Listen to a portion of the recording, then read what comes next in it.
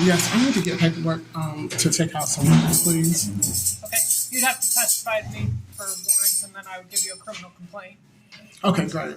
All right, what charges are you trying to get out? There's going to be falsifying of documents, and torture, stalking, harassment, and sexual assault. Okay, so torture is not necessarily.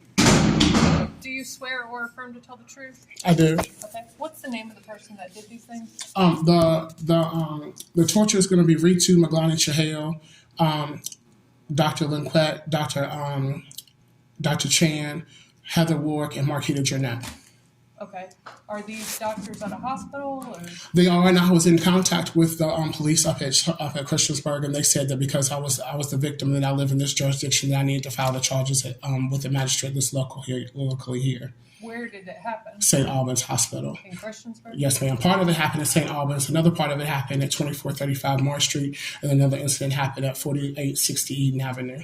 Okay. So anything that happened in Christiansburg is a different region, so that would have to be handled up there.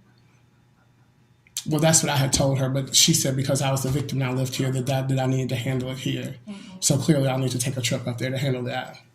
So then that would drop out 3 names, but the Marquita Jernette, that would still leave Marquita Jernette and Heather Work that I would need to have the paperwork for because they do live in Roanoke City. Okay, and it happened in Roanoke City? Yes, ma'am. 4860 Eden Avenue was the first address, and then 2435 Marsh Street was the second address. Okay, so who are they? Marquita Jernette is regrettably my mother, mm-hmm. and then Heather Work was a former friend. Okay.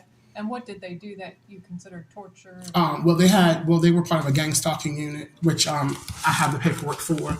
And then also there were torture devices that were put in the home, which negatively affected my health over a long period of time. My mother also subjected me to, I'm not sure exactly what animal it was, but I was abused in the home, whether it was a snake or a spider that had bit me when I went there. But she also had the torture devices that were in her home as well, the microwave weapon and a sonic weapon, also a broadcast transmission that would have been hooked to a compressor that would have been, part of it was attached to like the microwave and the other part was attached to an air conditioning unit.